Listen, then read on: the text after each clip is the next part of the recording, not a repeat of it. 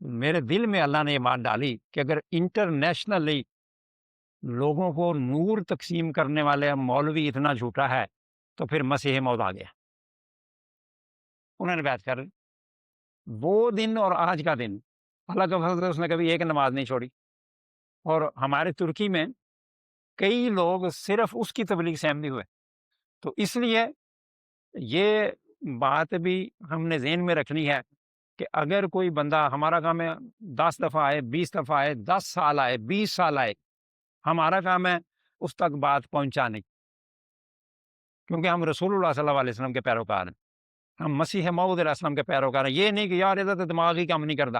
اعوذ باللہ من الشیطان الرجیم، بسم اللہ الرحمن الرحیم۔ بسم اللہ الرحمن الرحیم۔ ٹائم کیونکہ ہو گیا، اور مجھے انتظامیہ کی طرف سے یہ ہدایت تھی کہ تبلیغ کے سلسلے میں میں کچھ باتیں عرض کروں۔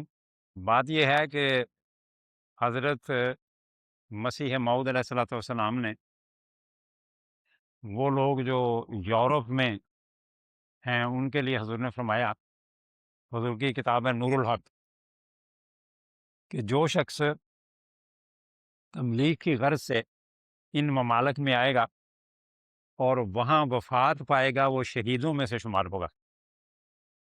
اب یہ بہت بڑی ہمارے لیے سعادت ہے۔ ہم تو ٹھیک ہے، اگر کوئی تبلیغ کی نیت سے نہیں بھی آیا تو اصل میں تو ہر احمدی، اگر وہ اس کو شعوری طور پہ نہ بھی آیا ہو، لیکن اس کا مقصد تو یہی تھا کہ پاکستان میں ہمارے لیے حالات بہت خراب ہیں، اور وہ یہاں آئے، ہمیں کوئی سہولت ہوگی، ہم کو نیک نمونہ بنیں گے اور اسلام کا جو پیغام ہے اس کو پھیلائیں گے۔ تو حضور نے یہ فرمایا ہے کہ جو مغربی ممالک میں جو شخص جائے گا تبلیغ کی غرض سے، اور اگر وہ وہیں وفات پا جائے گا تو شہیدوں میں سے شمار ہوگا، یہ بہت بڑی سعادت ہے۔ تو اس پہلو سے ہماری ایک بہت بڑی ذمہ داری بنتی ہے تبلیغ۔ اب تبلیغ جو ہے وہ کئی طریق سے ہوتی ہے۔ بعض لوگ اس وہم کا شکار ہو جاتے ہیں، وہ کہتے ہیں جی کہ یار میں نہ تو خود عمل میں بڑی کمزوری ہے، میں تو خود کوئی نیک آدمی نہیں ہوں، تو میں کسی کو کیا تبلیغ کروں۔ یہ بھی لوگوں کے ذہن میں ایک سوال آتا ہے۔ تو اللہ تعالیٰ نے قرآن کریم میں اس کا جواب دیا ہے۔ اللہ تعالیٰ فرماتا ہے کہ وَمَنْ أَحْسَنُ قَوْلًا مِّمَّنْ دَعَا إِلَى اللَّهِ وَعَمِلَ صَالِحًا، کہ اس شخص سے اچھی بات کس کی ہو سکتی ہے جو اللہ کی طرف بلائے، یعنی تبلیغ کرے، وَعَمِلَ صَالِحًا، اور اس کے ساتھ ساتھ نیک عمل بھی کرے۔ اللہ نے یہ نہیں فرمایا کہ وہ پہلے نیک عمل کرے، پہلے صالح عمل کرے اور اس کے بعد تبلیغ کرے۔ اس کی وجہ یہ ہے کہ جو بھی شخص جو متقی ہے، جس کے اندر خدا خوفی ہے، وہ تو یہ کبھی بھی نہیں کہے گا کہ میں تو بڑا نیک عمل کرتا ہوں۔ وہ جس مقام پہ مرضی پہنچ جائے، وہ ہمیشہ یہی کہے گا جی کہ میں تو یار کسی کام کا نہیں ہوں، میرے عمل کسی کام کا نہیں ہے، لہٰذا میں تبلیغ نہیں کرتا۔ اس لیے اللہ تعالیٰ نے تبلیغ کو پہلے رکھا، دعوت اللہ کو پہلے رکھا، اور اعمال صالح کرنے کو بعد میں رکھا۔ اب تبلیغ کے سلسلے میں جو ہمارے انصار ہیں، وہ بسا اوقات اس وجہ سے تھوڑا سا جھجکتے بھی ہیں، کہتے ہیں جی ہمیں زبان نہیں آتی۔ تو میں ہمیشہ جہاں بھی اس قسم کی بات ہو، میں ایسے دوستوں سے یہ کہا کرتا ہوں کہ دیکھیں، اللہ تعالیٰ کے فضل سے جہاں آج جماعت جرمنی کھڑی ہے، وہ اس زمانے کے، اس وقت کے خدام اور آج کی انصار اللہ کی قربانیوں کا نتیجہ ہے۔ حضرت خلیفہ المسیح رابع رحمہ اللہ نے جب دعوت اللہ کی تحریک چلائی، حضور نے فرمایا تبلیغ کریں، تو ہم سب کو پتہ ہے کہ اس زمانے میں تو آج کے جو انصار ہیں وہ خادم ہی تھے، زبان اس وقت بھی کسی کو نہیں آتی تھی، لیکن انصار اللہ یعنی اس وقت جو خدام تھے، وہ اس عشق میں کہ خلیفۃ المسیح نے ہمیں دعوت اللہ کے لیے بلایا ہے، وہ باہر نکلے۔ ہمیں یاد ہے کہ ان کو کوئی آگے سوال پوچھتا تھا، جواب کو نہیں آتا تھا آگے سے، لیکن وہ کچھ چاند پمفلیٹس، اس زمانے میں پمفلیٹس بھی نہیں ہوتے تھے ہمارے پاس اس زمانے میں، جرمن زبان میں اتنا لٹریچر بھی نہیں تھا، تو دے دیتے تھے کچھ نہ کچھ جو بھی موجود تھا کسی طرح۔ اگر کوئی سوال ہو، جو اب کیسٹ ہوتے تھے زمانے میں، ان کو دے دیا کرتے تھے۔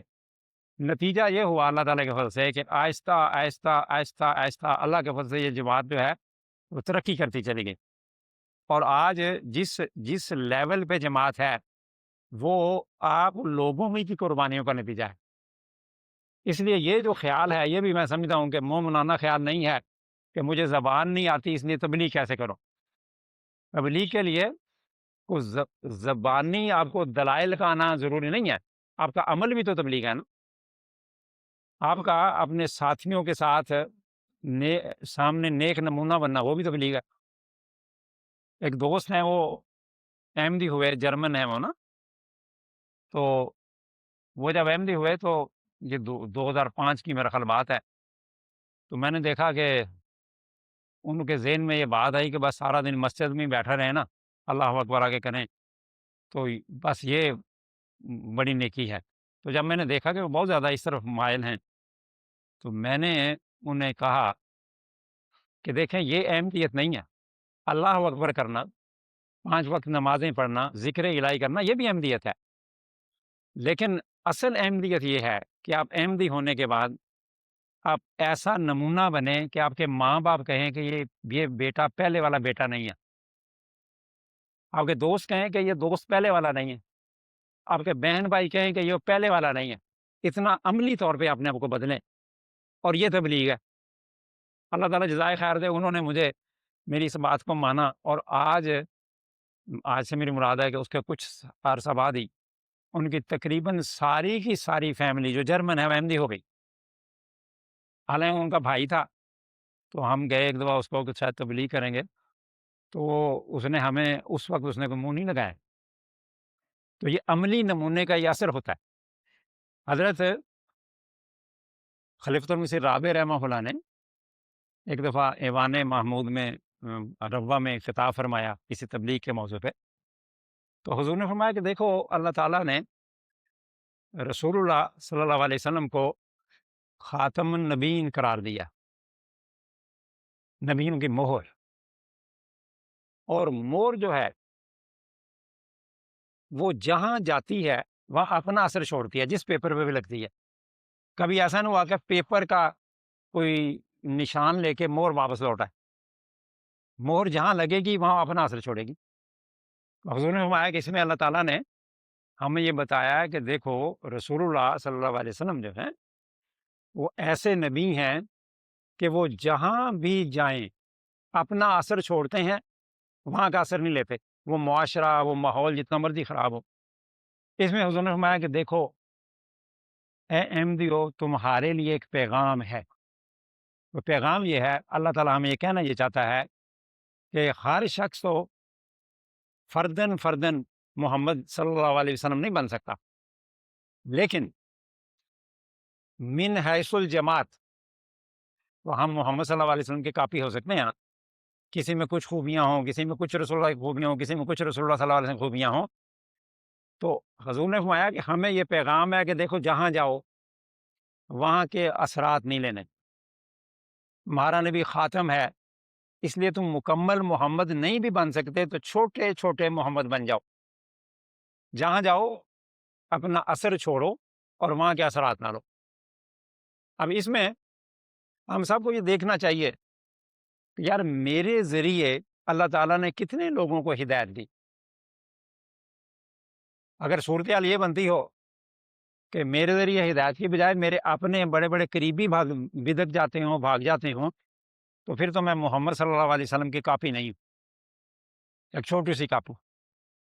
لیکن اگر میرے ذریعے بعض لوگوں کو کسی نہ کسی کے رنگ میں ہدایت ملی، ہدایت سے میری مراد یہ نہیں ہے کہ کوئی کہے کہ جی میں نے اتنے بندے احمدی کر لیے، ہو سکتا ہے کہ کمزور احمدی، جب ہم تبلیغ کی بات کرتے ہیں نا تو ہمارے ذہن میں عموماً یہ آتا ہے کہ شاید غیر مسلموں کو پیغام پہنچانا، اس میں کوئی شک نہیں کہ غیر مسلموں کو اسلام کا پیغام پہنچانا، غیر احمدیوں کو احمدیت کا پیغام پہنچانا یہ تبلیغ ہے۔ لیکن وہ جو ہمارے اپنے بدکے ہوئے ہیں ان کو بھی اللہ کے قریب کرنا، یہ بھی تبلیغ ہے۔ جب اللہ تعالیٰ کہتا ہے بلغ ما انزل الیک، اے محمد صلی اللہ علیہ وسلم جو تیری طرف نازل ہوا ہے پہنچا دے، تو رسول اللہ صلی اللہ علیہ وسلم کافروں تک تو نہیں پہنچاتے تھے نا، صرف مسلمانوں تک بھی پہنچاتے تھے۔ تو اس میں تبلیغ میں ہمیں یہ بھی کوشش کرنی چاہیے کہ ہم جہاں غیروں کو پہنچائیں وہ اپنوں تک بھی اسلام پہنچائیں۔ اور اسلام جو ہے اس کے بسا اوقات دیکھیں تبلیغ میں حضرت امیر المومنین نے پیچھے جو عید والے دن حضور نے جو خطبہ دیا، اس میں حضور نے فرمایا کہ بعض احمدی ہیں جو تبلیغ کرتے ہوئے بڑی سخت زبان استعمال کرتے ہیں۔ اب میرا اپنا یہ مطلب ہے خیال بھی ہے کہ حضور نے عید والے دن جو خطبہ جمعہ دیا وہ چھوٹا ہونے کے بعد بھی پورے کا پورا خطبہ حضور ایدہ اللہ تعالیٰ بن نصر العزیز کا اس ٹاپک پہ تھا۔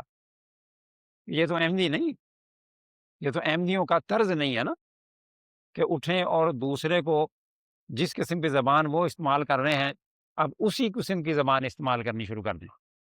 یہ ہمارا کام نہیں ہے۔ ہمارا کام تو یہ ہے کہ وہ جو مسیح نے فرمایا نا کہ گالیاں کھا کے دعائیں دیا کرو، دینے دیں ان کو، اپنا کام کرنے دیں۔ اور یہ بھی ایک تبلیغ کے میدان میں احتیاط ضروری ہے کہ یہ جو بس آپس ہم ٹوکا ٹاکی کر کے سمجھتے ہیں کہ اگلے کو ہم نے کوئی ٹوک لگا دی تو وہ بڑی کامیابی ہوگی، میں نے اس کا منہ بند کر دیا۔ ہمارا کام منہ بند کرنا نہیں ہے،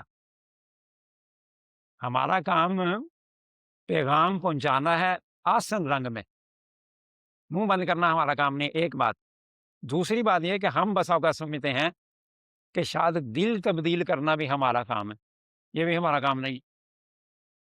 دل تبدیل کرنا خدا کا کام ہے۔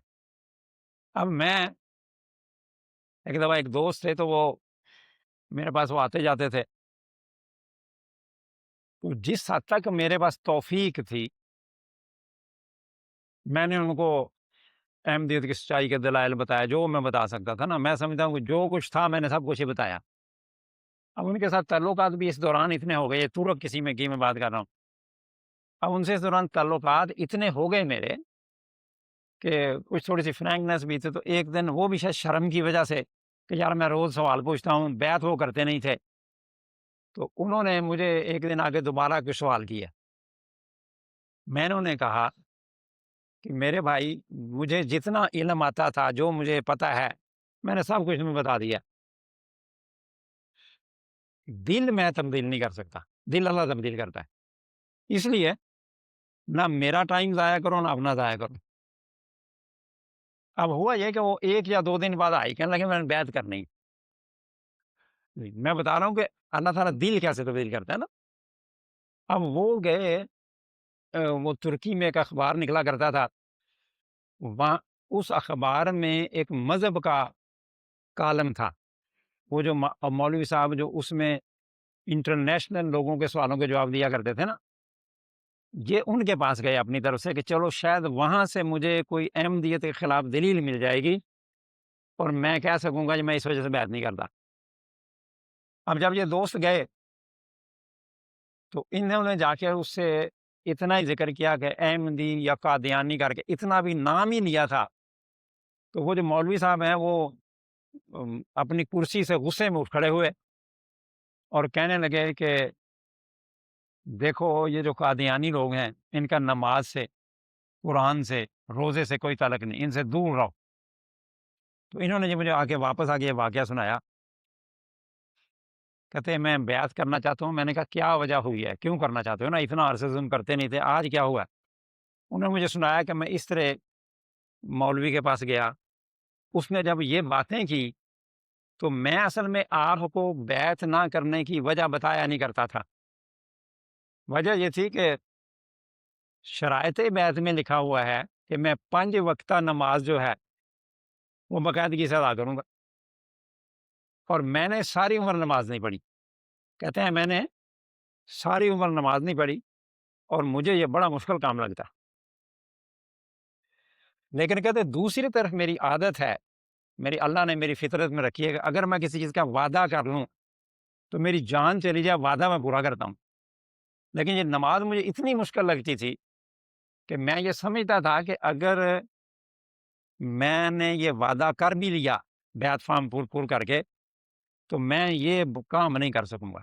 کہتے لہٰذا میں مولوی کے پاس گیا کہ شاید وہاں سے مجھے کوئی بات مل جائے گی. تو جب اس نے یہ بات کی نا کہ یہ جو قادیانی یا احمدی ہیں ان کا نماز سے قرآن سے کوئی تعلق نہیں ہے، میرے دل میں اللہ نے یہ بات ڈالی کہ اگر انٹرنیشنلی لوگوں کو نور تقسیم کرنے والے مولوی اتنا جھوٹا ہے تو پھر مسیح موعود آ گیا. انہوں نے بیعت کر لی. اب دیکھیں کہاں سے کہاں تک. یہ واقعہ میں نے اس لیے سنایا کہ ہدایت دینا ہمارا کام نہیں ہے. ہمارا کام ہے تبلیغ مختلف رنگ میں جو ہماری توفیق ہے، اپنے نمونے سے، اپنی زبان سے، اپنے علم سے، جو بھی ہم کر سکتے ہیں. اور یہ جو ہدایت ہے، میں دوبارہ کہتا ہوں، باہر بھی تبلیغ اندر بھی تبلیغ، یہ دونوں کام کرنے ہیں ہم.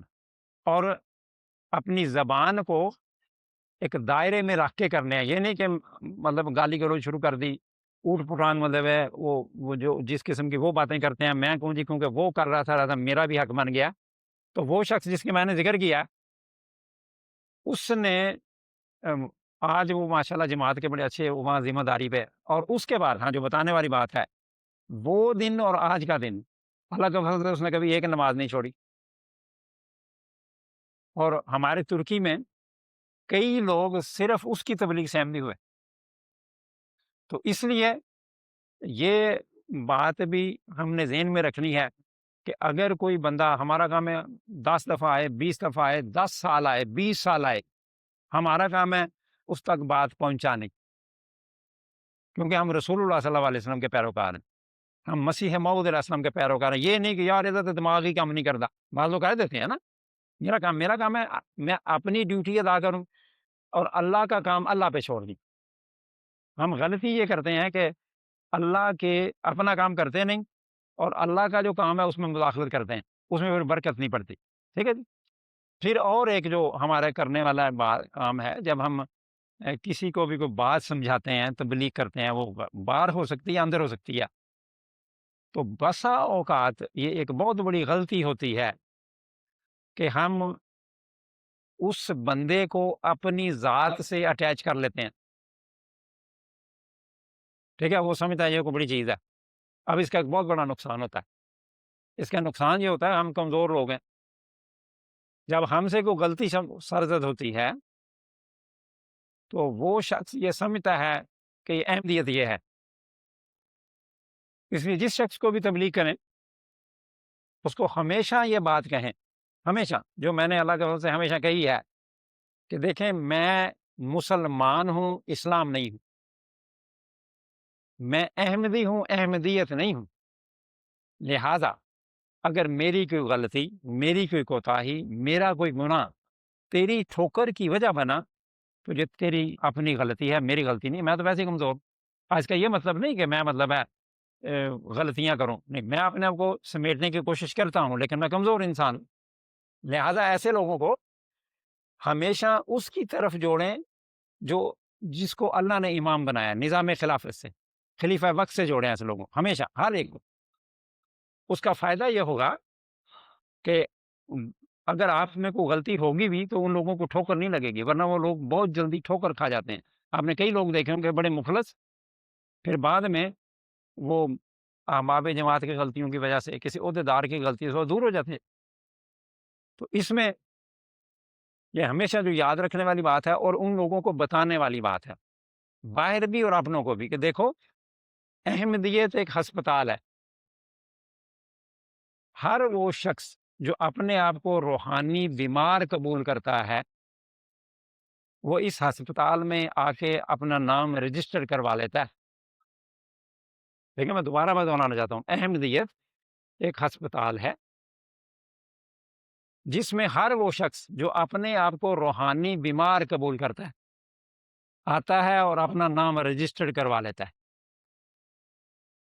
پھر وہ سوال پیدا ہوتا ہے، بعض لوگ کہتے ہیں جی اچھا جی ادھر بھی بیمار باہر بھی بیمار، تو فرق کیا ہے؟ فرق یہ ہے کہ اگر کوئی شخص اپنے آپ کو بیمار قبول کر لے اور بہترین ڈاکٹر کے ہتھے آ جائے کہ سپرد ہو جائے تو اس کے بچنے کے بہت زیادہ چانس ہیں، اس کے صحت مند ہونے کے بہت زیادہ چانس ہیں. لیکن اگر کوئی شخص شدید بیمار ہونے کے باوجود اپنی بیماری کو قبول ہی نہ کرے اور کہے مجھے ڈاکٹر کی ضرورت ہی نہیں، اس کے مرنے کے بہت زیادہ چانس ہے۔ یہ فرق ہے ہم میں اور دوسروں میں۔ تو اس لیے ان کو بتانے والی بات یہ ہوتی ہے کہ دیکھو، احمدیت ایک ہسپتال ہے، اس میں سارے کے سارے بیمار موجود ہیں، کوئی تھوڑا بیمار، کوئی زیادہ بیمار، اس میں صحت مند وجود ایک ہی ہے، وہ ہے خلیفۃ المسیح، وہ ہے خلیفۃ المسیح کا وجود، اور وہی ڈاکٹر ہے۔ لہذا جو ڈاکٹر جو ہمیں نسخہ دے گا، ہم نے اس پہ چلنا ہے، میرے نسخے پہ نہیں چلنا۔ یہ نہیں کہنا یہ صدر صاحب ہیں لہٰذا ان کی بات پہ چلنا ہے، یا مربی صاحب کے، نہیں، خلیفۃ المسیح کی طرف نظر رکھنی ہے۔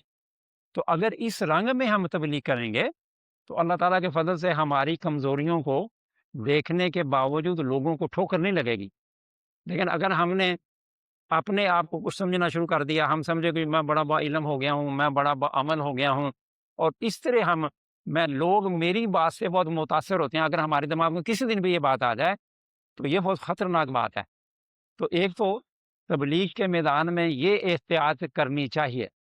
یہ جو 28واں سپارہ ہے نا، 28واں سپارہ شروع ہوتا ہے قد سامع اللہ قول اللاتی تجادلک فی زوجہا، اور وہ اس کی بیک گراؤنڈ یہ بتائی جاتی ہے کہ ایک عورت رسول اللہ صلی اللہ علیہ وسلم کے پاس آئی، اس نے شکایت کی اپنے خامند کی۔ اب دیکھیں رسول اللہ صلی اللہ علیہ وسلم، عورت اس لیے آئی نا کہ اللہ کے رسول ہیں، انہی کے پاس ہر مسئلے کا حل ہے۔ رسول اللہ صلی اللہ علیہ وسلم نے فرمایا کہ میں کچھ نہیں کر سکتا۔ اس پہ اس عورت نے وہیں اپنی وہ کہتے ہیں جھولی ایسے کھول کے وہیں اس نے دعا شروع کر دی مسجد کے اندر ہی۔ اور جو 28ویں سپارے کی پہلی آیت ہے قد سامع اللہ قول اللاتی تجادلک فی زوجہا، کہ اللہ نے اس عورت کی دعا سننی جو اپنے خاوند کی شکایت تیرے پاس کر رہی تھی۔ اب اس سے ایک مضمون مسیح موعود علیہ السلام نے بیان فرمایا، حضور نے فرمایا کہ دیکھو شریعت کا یہ دنیا کا قانون یہ تو محدود ہے نا، لیکن دعا کا قانون جو ہے، وہ راستہ جو ہے وہ ہر ایک کے لیے کھلا ہے، عورت تنگ کرنے والی ہو یا مرد تنگ کرنے والا ہو۔ شریعت کے بعد قوانین مرد کو بھی پابند کریں گے، عورت کو بھی پابند کریں گے۔ دنیا کے بعد قوانین عورت کو پابند کریں گے، مرد کو پابند کریں گے، لیکن دعا کا جو راستہ ہے وہ سب کے لیے کھلا ہے۔ تو اس لیے ایسے کیسز میں اللہ تعالیٰ سے صدق کے دل سے دعا کرنی چاہیے کہ اللہ میاں کہ میرا دل چاہتا ہے میرے بچے تیرے ہو جائیں، ٹھیک ہے، وہ تیرے راستے پہ چل پڑیں، یہ رسول اللہ صلی اللہ علیہ وسلم کے دین کے خادم ہوں، یہ خلافت کے اطاعت گزار ہوں، یہ دعا کرنی چاہیے۔ اور اللہ تعالیٰ سے کہنا چاہیے کہ اللہ میاں مجھے تو جتنا آتا ہے میں تو اتنا ہی آگے سے کہہ سکتا ہوں نا، اس سے زیادہ تو میں کہہ نہیں سکتا، اور اگر مجھے تربیت کرنی آتی، اگر مجھے تبلیغ کرنی آتی تو میں اپنی تربیت کر لیتا، اس لیے تو بڑا فضل کر اور تو خود ان کی تربیت کر۔ اس طرح اللہ تعالیٰ کے حضور جب آپ کریں گے، جب اس کے حضور روئیں گے، گڑ گڑائیں گے تو اور مایوس نہیں ہوں گے۔ ایسا نہیں کرنا کہ یار میں نے تو 2 سال ہو گئے دعا کر رہا ہوں نا۔ دیکھیں ایک دوست تھے، انہوں نے مجھے ایک دن فون کیا، وہ اپنی بیوی پہ، بچوں پہ، بیٹیوں میں بڑے خفا تھے کہ یہ یوں کرتے ہیں، وہ کرتے ہیں، نافرمانی کرتے ہیں، ان کو بڑا غصہ چڑھا ہوا تھا نا۔ میں نے کہا دیکھیں جی اس ایسی صورت میں غصہ نہیں کرنا چاہیے۔ اگر آپ غصہ کریں گے تو آپ کے منہ سے بھی اوٹ پٹانگ بعد ایسے الفاظ نکل جائیں گے کہ آپ کے اور آپ کے بچوں کے درمیان فاصلہ بڑھ جائے گا، ٹھیک ہے، دل ٹوٹیں گے۔ ہاں، جب ایسی صورت بنے تو درد دل پیدا کریں، اس کو اپنے دل پہ لیں۔ جب اپنے دل پہ لیں گے تو پھر اللہ کے فضل سے آپ کے اندر سے دعا نکلے گی، اور دعا ضائع نہیں جاتی۔ یہ ذہن میں رکھیں، دعا ضائع نہیں جاتی۔ ہمیں لگتا ہے کہ شاید پتہ نہیں ابھی قبول نہیں، میں بس اوقات یہ سوچا کرتا ہوں کہ ہم تو کہتے ہیں نا ابھی دعا کی فوراً قبول ہو جائے۔ حضرت ابراہیم علیہ السلام نے دعا کی کہ اللہ میاں میری نسل سے وہ پیغمبر بھیج، یعنی رسول اللہ صلی اللہ علیہ وسلم۔ آپ نے دعا کی، 2500 سال بعد رسول اللہ صلی اللہ علیہ وسلم آئے، ٹھیک ہے۔ اس کا مطلب یہ ہے کہ دعا قبول ہو گئی تھی، اس کے اثرات 2500 سال بعد ظاہر ہوئے۔ تو اس وجہ سے ہمیں مایوس نہیں ہونا چاہیے۔ ہمارا، میں نے پہلے بھی بات کی نا، ہمارا کام ہے ہم اپنی ڈیوٹی ادا کریں، ہمارا کام ہے مانگنا، دعا کرنا ان حالات میں، ٹھیک ہے؟ اپنی اولاد نہیں مانتی، اپنی بیوی نہیں مانتی، اپنے رشتہ دار یا غیر نہیں مانتے، ہمارا یہ کام ہے۔ تو آپ جب یہ کام کریں گے تو اگلا کام اللہ پہ چھوڑیں، ٹھیک ہے؟ اللہ تعالیٰ ان کو کتنی ہدایت دیتا ہے، کس کس کو ہدایت ہے، یہ تو ہمارے خدا کا کام ہے، ہم خدا کے کام میں مداخلت نہیں کر سکتے، ٹھیک ہے جی؟ نہیں، بات یہ ہے کہ جب حضرت امیر المومنین ایدہ اللہ تعالیٰ بنصر العزیز نے ایک پورا خطبہ اس ٹاپک پہ دے دیا، اب اس سے زیادہ تربیت کا اور کیا ہو سکتا ہے؟ اگر کوئی سنتا نہیں ہے، ٹھیک ہے، اطاعت کرنا تو ان کا کام ہے نا، ہر ایک کے جگہ تو مداخلت بھی ممکن نہیں ہوتی، ٹھیک ہے؟ آج کل جو سسٹم آ گیا یہ سوشل میڈیا کا، اب کس کس کو کریں گے، کس کس کو جا کے سمجھائیں گے؟ اس کا مطلب یہ ہوتا ہے میرے حساب سے کہ اگر کوئی اسی ایسی باتوں کو جاری رکھ رہا ہے تو وہ تو پھر حضور کے خطبے کو بھی نہیں سنتا، تو اس کی تبلیغ میں کیا برکت ہوگی، ٹھیک ہے نا؟ بعض لوگوں نے اس لیے بھی یہ سسٹم، یہ اس قسم کے چینل بنا لیے ہوئے ہیں کہ ان کو تبلیغ سے زیادہ شاید غرض ہوتی ہے کہ ہمارے وہ فالوورز بڑھ جائیں اور وہ کوئی ہماری آمد شروع ہو جائے، ایسا بھی، یا ایک بیماری بھی شروع ہو گئی ہے۔ ورنہ جو شخص تبلیغ کرنا چاہتا ہے وہ خلیفۃ المسیح جو ہیں ان کے ہدایات سے آگے پیچھے نہیں ہو سکتا ہے، ٹھیک ہے نا؟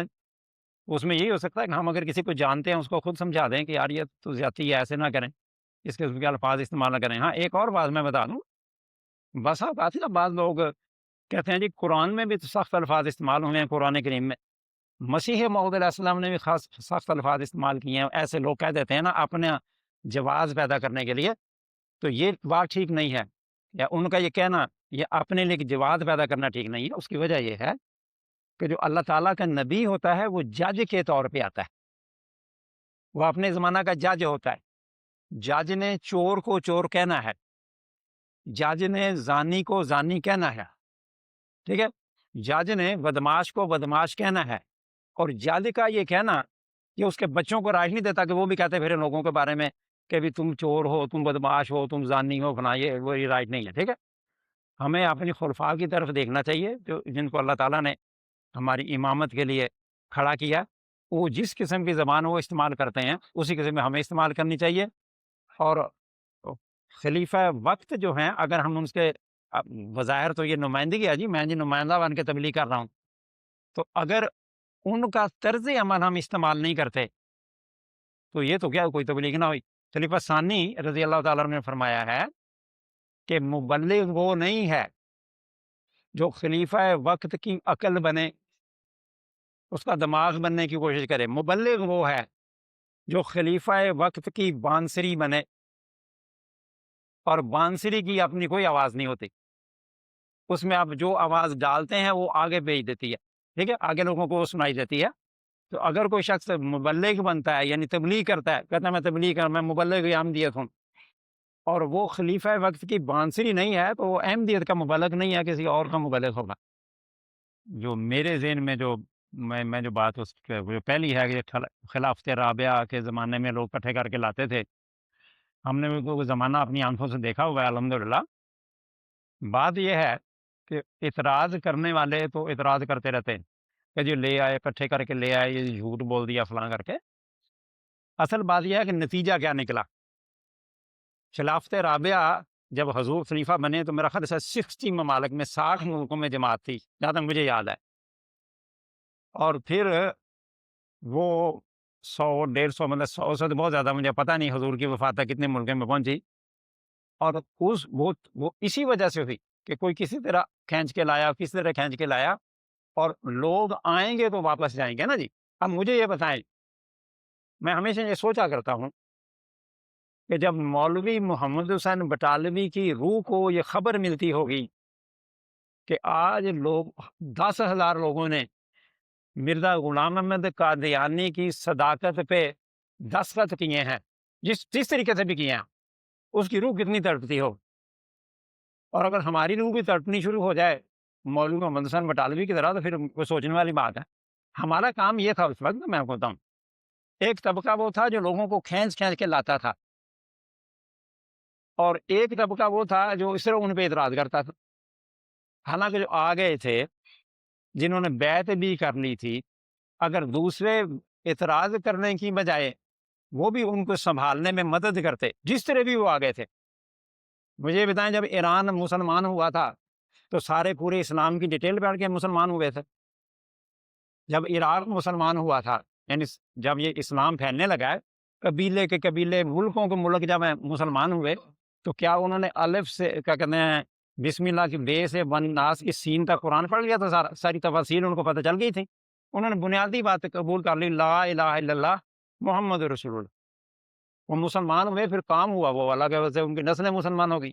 تو جو لوگ اس قسم کی حرکتیں کرتے ہیں وہ بالکل غلط طریقہ ہے، ٹھیک ہے۔ ایک جو بھی لانے والے ہیں، وہ کوئی جس نیت سے بھی لایا، وہ اس کی نیت جو ہے وہ جانے، اللہ جانے، لیکن عموماً جو لوگ تھے وہ تو اخلاص سے لے کے آئے نا، ورنہ کس کا دل کرتا ہے جی اپنا ٹائم ضائع کرے، اپنا پیٹرول نکالے اپنا؟ مجھے پتا ہے، ہم نے وہ ٹائم کیونکہ دیکھا ہوا ہے کہ لوگ اخلاص سے یہ کام کرتے تھے۔ اس جو کام بھی انسان کرتا ہے اس میں غلطیاں تو ہوتی ہیں، اب غلطیوں کو پکڑ لینا اور جو اس کی برکات ہیں، مثلا یہ خلافت رابعہ کے دور کی بات ہے، خلافت رابعہ کے دور ایک حصہ میں نے ترکی میں گزارا، ایک جرمنی میں گزارا۔ اب اگر حسب کی طرف سے یہ پریشر نہ ہوتا کہ جی جماعت بیعتیں، تو میں نہیں سمجھتا کہ ترکی میں ہم نے بھی لگنا تھا، ہم نے پڑھائی میں لگے رہنا تھا، ہم نے کہنا تھا کوئی نہیں خیر ہے۔ لیکن ہمیں یہ تھا کہ خلیفۃ المسیح چاہتے ہیں کہ احمدیت پھیلے، تو ہم نے پڑھائی کو اگنور کر کے بھی ہم اس کام میں لگ گئے۔ یہ خلیفۃ المسیح کا یہ منشا ہے، اور اللہ تعالیٰ نے جماعت بھی دے دی۔ اب میں یہ تو نہیں کہہ سکتا جی کہ ہر بندہ جو آیا وہ ایک ہی معیار کا احمدی تھا، یہ تو انسانی فطرت کے خلاف ہے۔ میں آپ کو ایک اور واقعہ سناؤں۔ ایک لڑکا مجھے ملا، ارداد اس کا نام تھا، وائلسٹر میں، وہ بوبلنگن میں وہ کہیں آیا، تو وہ ہمارے وہ احمدی مطلب ہو گیا نا۔ میں نے کہا تم کیسے احمدی ہوئے؟ اس نے مجھے کہنے لگا جی کہ یہ آپ لوگوں کے نوجوان میرے پاس آئے کچھ، تو انہوں نے اس کو تبلیغ کی۔ یہ میرا خیال 10-15 سال پہلے کی بات ہے۔ وہ کہتا ہے جی میں نے مقدونیہ میں، وہ مقدونیہ کے ترکوں میں سے تھا، میں نے مقدونیہ میں اپنے ابو کو فون کیا کہ ابو یہ ادھر کوئی ہیں آئے، کہتے ہیں احمدی ہیں فلاں ہیں، تو یہ آپ کیا کہتے ہو؟ لیکن اس کے ابو کا جواب سنے، کہتا ہاں ہاں میں بھی گیا تھا جب، تو میں بھی احمدی ہوں، آپ بھی احمدی ہو جاؤ۔ اب اس سے کیا پتہ چلتا ہے؟ وہ بیعتیں ہم نے اگر نہیں سنبھالنی تو اللہ تعالیٰ ہمیں معاف کرے۔ یہ لوگ گئے، ان کو پتہ نہیں تھا نظام کیا ہے، احمدی وہ ہو گئے جتنا بھی ان کو پتا تھا۔ کوئی احمدیوں کا اخلاق دیکھ کے احمدی ہوا، کوئی کسی اور وجہ سے، کوئی کچھ نے بہت پڑھ کے شاید احمدی ہوا، لیکن اب اس کا اپنے بیٹے کو کہنا کہ تو احمدی ہو جاؤ، اور بیٹا اس نے اپنے بیٹے کو نہیں بتایا، کیونکہ وہ لوگوں کو پتہ نہیں ہے نا۔ ہم جو پرانے احمدی ہیں، کہ ہمیں پتہ ہے کہ بڑی تفصیل کے ساتھ ہر بات، تو وہ نوجوان تھا وہ بھی احمدی ہو گیا، اور اس نے مجھے خود بات بتائی کہ میں اس وجہ سے احمدی ہوا ہوں کہ میرے ابا جان آئے تھے، یہ آپ کے نوجوان آئے، انہوں نے مجھے یہ تبلیغ کی، مجھے تو پتہ نہیں تھا اتنا، میں نے اپنے ابو کو فون کیا، تو اس نے کہا ہاں ہاں ہاں میں بھی جرمنی گیا تھا، میں بھی وہی احمدی ہوا ہوں، تم بھی بالکل بیعت کر لو۔ تو میں نے بیعت کر لی۔ تو یہ تو جو لوگ لے کے آئے، جنہوں نے بیچاروں نے محنتیں کی، اللہ تعالیٰ ان کی محنتوں کو قبول کرے۔ اللہ نے کیا ہے تو پھل لگے نا۔ یہ جو آج ہم کہتے ہیں یہ 208 یا کتنے ممالک میں جماعت پھیل گئی ہے، تو یہ ایسے لوگوں کی کوششوں کا نتیجہ ہے نا، ٹھیک ہے۔ ایک اور بات بتاتا چلا جی، خلیفہ ثانی رضی اللہ تعالیٰ نے یہ فرمایا ہے کہ دیکھو اگر ہم تنخواہ لینے والے مبلغوں کے ذریعے تبلیغ کروائیں کہ صرف وہی تبلیغ کریں گے، تو یہ تو امپاسبل سی چیز ہے، ناممکن سی چیز ہے۔ اس لیے ہمارے احمدی آگے ہیں، اور حضور نے فرمایا کہ مبلغ کا کام ہے کہ وہ احمدیوں کے اندر تبلیغ کی روح پھونک دے۔ جس طرح حضور نے فرمایا کہ رسول اللہ صلی اللہ علیہ وسلم کا زمانہ تھا، رسول اللہ صلی اللہ علیہ وسلم خود تو ہر بندے تک نہیں پہنچ سکتے تھے، حضور صلی اللہ علیہ وسلم نے صحابہ میں ایسی روح پھونکی کہ اس زمانے میں بھی چین تک اسلام پہنچ گئے۔ تو حضور نے فرمایا یہ مبلغین کا کام ہے، یہ نا کہ روح پھونکنا، آگے تبلیغ کرنا احمدیوں کا کام ہے۔ باقی ہر بندے کی اپنی اپنی صلاحیتیں ہیں، اور وہ اپنی صلاحیتوں کے مطابق کام کرتا ہے۔ اسی لیے میں نے کہا ہے کہ کیونکہ ہم کمزور ہیں، لوگوں کو یہ بتاتے رہیں کہ دیکھیں مسلمان میں ہوں، اسلام نہیں، احمدی میں ہوں لیکن احمدیت نہیں ہوں۔ احمدیت ایک ہسپتال ہے، اس میں سارے ہی بیمار ہیں، خواہ کوئی امیر ہے، خواہ کوئی صدر ہے، خواہ کوئی مربی ہے، سارے ہی بیمار ہیں۔ یہ بات میں نے بتا دی، ٹھیک ہے، اور یہ بڑی قیمتی بات ہے، اس کو ہمیشہ ذہن میں رکھنا چاہیے، اور پھر لوگوں کو ٹھوکر نہیں لگتی۔ لیکن اگر بندے اپنے ساتھ اٹیچ کریں نا تو وہ ٹھوکر کا باعث مان جاتا ہے۔ باقی دوسری بات آپ کی، یہ جو سوشل میڈیا پہ لوگ مختلف طریقوں سے کہ یار شاید اس طرح لوگ جماعت کی طرف آ جائیں، تو ٹھیک ہے، یہ وہ تو نیک نیتی سے کرتے ہیں۔ ہمارا تو مقصد یہ ہے کہ جو حضور نے فرمایا کہ بد زبانی اور بد کلامی نہیں ہونی چاہیے۔ باقی اگر کوئی کسی بھی نیت سے کھینچتا ہے احمدیت کی طرف، کسی کو بھی کوشش کرتا ہے، وہ اس کی نیت کے مطابق اللہ اسے پھل دے دے گا۔ اصل بات یہ ہے کہ عیسائی مسیح موعود علیہ السلام کسی نے پوچھا کہ حضور آپ تشریف لے آئے ہیں، اسلام پھیلنا ہے، اور ہم دیکھ رہے ہیں کہ عیسائی بھی دین سے ہٹ رہے ہیں، ہندو بھی ہٹ رہے ہیں، مسلمان بھی دور ہو رہے ہیں، یہ کیوں؟ تو حضور نے فرمایا کہ دیکھو، اگر تختی کے اوپر، تختی تو ہم پرانے لوگ ہیں، ہمیں پتہ ہی ہے تختی کیا ہوتی ہے، لکھا کرتے تھے ہم اس کے اوپر نا، اگر اس کے اوپر کچھ لکھا ہو تو مزید لکھنا وہ مشکل ہو جاتا ہے، لیکن جب تختی یا سلیٹ صاف ہو جائے تو پھر اس کے اوپر کچھ لکھا جائے تو بہترین لکھا جاتا ہے۔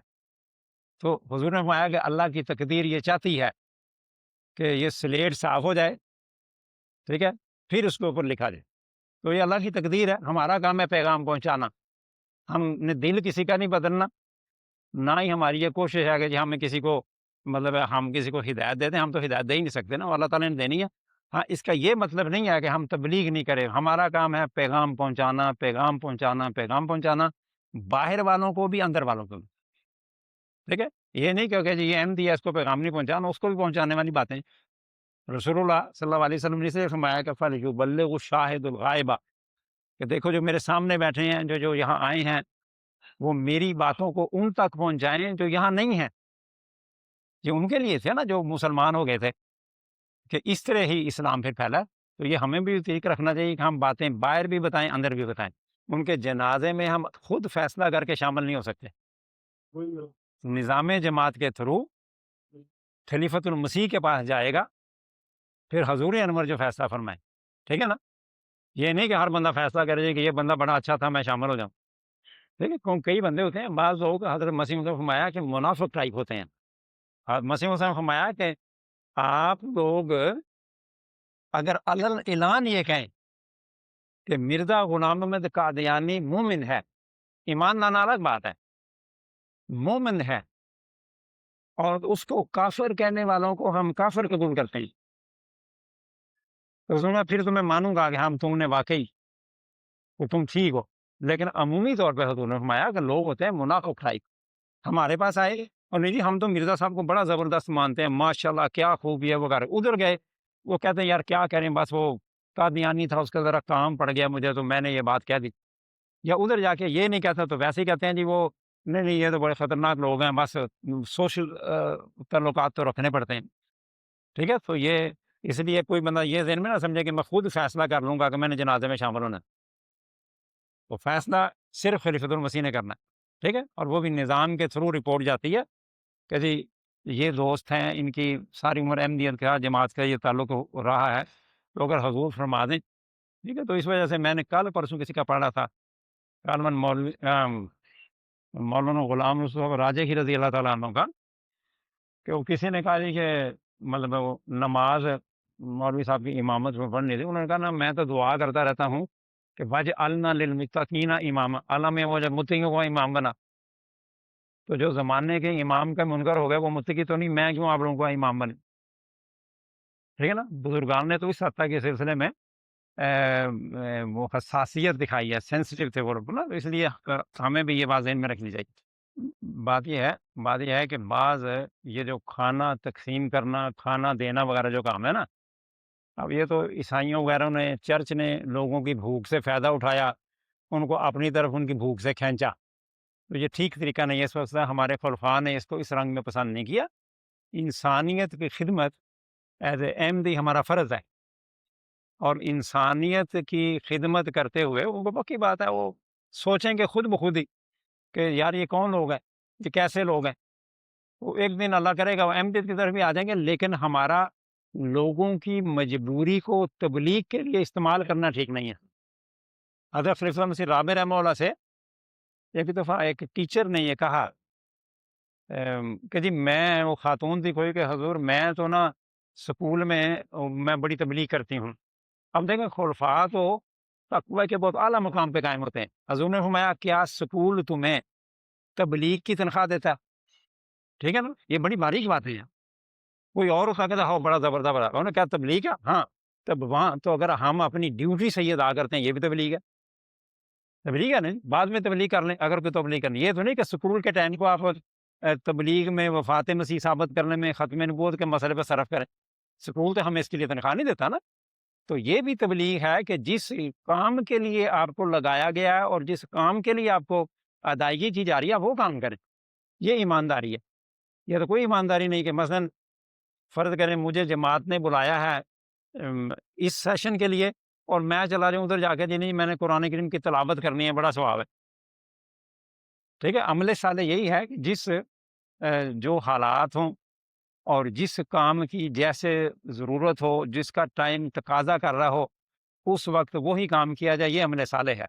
وہ کسی کی غربت سے یا کسی کی مجبوری سے فائدہ اٹھانا کہ یہ ہم اس کو تبلیغ کر لیں، وہ تبلیغ کے اور بھی طرح ہیں، وہ دوسرے جو حصہ ہے وہ اپنی تبلیغ کسی اور رنگ میں کر سکتا ہے۔ مسلمانوں میں ایک طبقہ ایسا پیدا ہو گیا جو صرف فرض پڑھتا ہے، ٹھیک ہے، اور وہ رسول اللہ صلی اللہ علیہ وسلم کی ایک حدیث ہے، ایک بندہ آیا، اس نے کہا جی مجھ پہ کتنی نمازیں فرض ہیں، مجھ پہ کتنے روزے فرض ہیں وغیرہ وغیرہ نا، تو رسول اللہ صلی اللہ علیہ وسلم بتاتے رہے کہ اتنی نمازیں ہیں، اتنے دن روزے ہیں، اور تو فرمایا سوائے اس کے کہ تم کیا کہتے ہیں کوئی نفل کے طور پہ کچھ کرو۔ تو اس نے کہا جی میں تو بس صرف فرض ہی کروں گا۔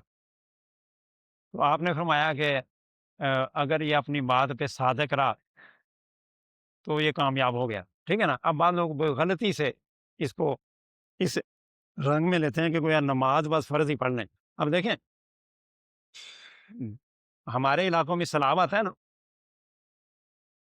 تو ہم لوگ جب کوئی مکان وغیرہ بناتے ہیں تو جن علاقوں میں سیلاب کے خطرے ہوتے ہیں وہاں ہم دور کسی کا باندھ بھی باندھتے ہیں، یہ گورنمنٹ باندھ دیتی ہے کہ تاکہ اگر جب سیلاب آئے تو سیلاب کا پانی باندھ سے ٹکرا جائے اور اصل جو بلڈنگ یا عمارت ہے اس کو نقصان نہ پہنچے۔ ایسا ہی کرتے ہیں نا عقل مند لوگ۔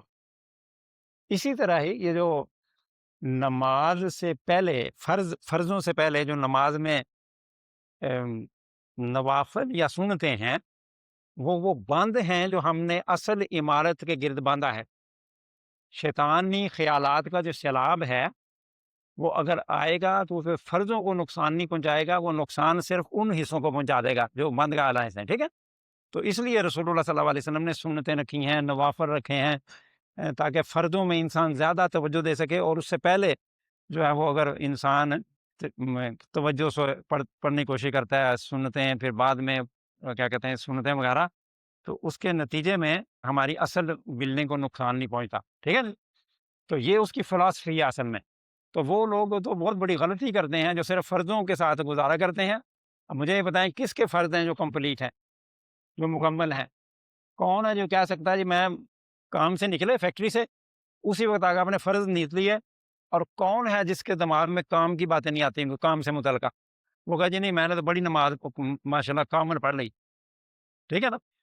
تو اگر کوئی بندہ کام سے نکلتا ہے، وضو کرتا ہے، پہلے سنتے طریقے سے پڑھتا ہے، تو اس بات کا بہت زیادہ چانس ہے کہ جب وہ فرض نماز پہ آئے گا، نماز کے فرضوں پہ آئے گا تو اس کی زیادہ توجہ نماز کی طرف ہو جائے گی، ٹھیک ہے۔ پھر بعد میں سنتے پڑے گا، اس سے بھی اس کے جو اصل فرض ہے وہ دونوں سائڈوں کی سنتے اس کو محفوظ کر دیں گی، باندھ دیں گی۔ لیکن اگر کوئی شخص براہ راست آتا ہے کام سے، ایک طالب علم براہ راست آتا ہے اپنے سکول سے اور سیدھا ہی نفل کیا کہتے ہیں فرض شروع کر دیتا ہے، تو اس کے تو دماغ میں باتیں وہی رہیں گی، وہ جو کام کی تھیں یا سکول کی تھیں، یہ تو انسانی فطرت ہے۔ تو اس لیے رسول اللہ صلی اللہ علیہ وسلم نے ہمارے فرائض کو نقصان سے بچانے کے لیے، فرائض سے مراد ہے فرض جو نماز میں حصے ہوتے ہیں، ان کو نقصان سے بچانے کے لیے پہلے اور بعد میں سنتیں یا نوافل رکھیں، ٹھیک ہے۔ اس طریقے سے آپ اس کو سمجھا سکتے ہیں۔